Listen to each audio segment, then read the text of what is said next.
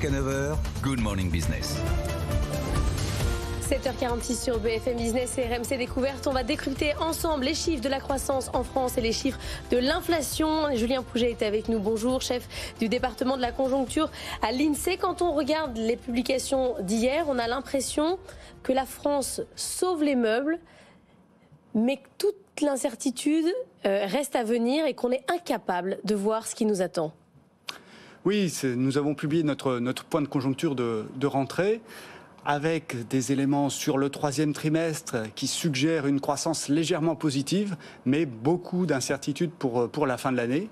Dans les enquêtes de conjoncture, les chefs d'entreprise montrent une accumulation, les résultats d'une accumulation de chocs exogènes, et donc une conjonction assez inédite de chocs liés à l'offre. C'est au départ le Covid, bien sûr, mais qui persiste via ses effets notamment en Chine, avec les confinements qui continuent dans certaines régions. C'est la guerre en Ukraine, crise géopolitique majeure, qui fait craindre une crise énergétique tout aussi importante. C'est la sécheresse, et donc beaucoup de chocs exogènes qui s'accumulent, des nuages qui tendent à s'obscurcir pour la fin de l'année, même si à ce jour, les enquêtes de conjoncture ne suggèrent pas que la récession à court terme est le scénario le plus probable. Mais c'est pour ça, Julien Pouget, ça fait quand même des semaines et des mois depuis le début de la guerre et depuis la flambée des prix de l'énergie qui était quasiment immédiate, qu'on se dit ça va se corser. Et puis ça se corse pas à l'instant. Le chiffre de l'emploi salarié en France au T2, 95 000 emplois nets créés. On peut pas être un peu optimiste, on peut pas se dire que peut-être que malgré tous ces nuages, malgré ces orages qui s'amoncellent, on va y arriver. D'ailleurs, vous-même, pour le T4, vous prévoyez 0% de croissance. Pas terrible, mais c'est pas non plus. On n'est pas en récession, comme vous le disiez. Effectivement, nous revoyons à la baisse la prévision pour le second semestre, pour la deuxième partie de l'année, mais nous partons de plus haut, puisque le printemps, s'agissant de la croissance, s'agissant de l'emploi, ce sont les chiffres de ce matin, le printemps était meilleur qu'anticipé. Bah oui. Et donc, ce zéro prévu au T4, c'est pas une contraction, même si nous n'excluons pas une contraction, nous l'écrivons dans la note de conjoncture. C'est le scénario central, compte tenu des informations dont nous disposons aujourd'hui dans les enquêtes, et compte tenu de ce que nous savons aussi sur les risques internationaux. Ça peut être aussi vu comme un scénario intermédiaire entre ce qui sort spontanément de nos modélisations, et ce qui serait une croissance légèrement positive, et puis un scénario qui serait sensiblement plus dégradé, avec des mesures contraignantes sur l'approvisionnement en énergie notamment. Sur l'énergie, on est quand même sur des chiffres de prévision de 20% d'inflation sur un an en décembre. Sur l'alimentaire, on est autour de 10%.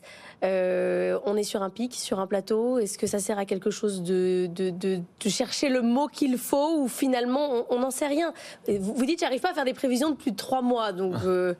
Alors c'est vrai que la plus-value à l'INSEE, qui est aussi le producteur des données, dont c'est la principale mission, c'est de faire des prévisions plutôt de court terme. Ouais. On se sert de notre proximité avec les producteurs de données pour faire des prévisions de court terme. Notre plus-value pour le long terme est forcément moindre. S'agissant de l'inflation et des prix, alors nous pouvons observer quelques signes de détente en amont, mais auxquels succèdent rapidement de nouveaux signes de tension. Vous dites détente. Il y a un autre prévisionniste, il s'appelle Michel-Édouard Leclerc. Écoutez-le, il était hier sur BFM TV. Les consommateurs dans les magasins, ils voient la réalité. Les prix alimentaires ont augmenté le mois dernier de l'ordre de 7 à 8%. Moi, je vous ai fait un petit topo. J'aime bien, quand je viens chez vous, être à jour, ne serait-ce que pour moi. Aujourd'hui, alors qu'il y a déjà eu des hausses très importantes jusqu'au mois de mars suite aux négociations commerciales, les demandes sur l'alimentaire, c'est 9,2% supplémentaires, et sur le non-alimentaire, 7,1%. Avec des trucs... les plats cuisinés 12%, les conserves de fruits et légumes 15,98%, la pâtisserie viennoiserie 30,7%, les emballages ménagers 22%. Il y a pas de transparence. Il y a tromperie. Et il y a surtout un déni d'inflation. Alors, est-ce que l'INSEE est en déni d'inflation ? Non, à vrai dire, j'ai même la prévision qu'il ne fallait pas que nos prévisions soient légèrement supérieures à ce que dit Monsieur Leclerc. J'ai entendu là, des demandes autour de 10%.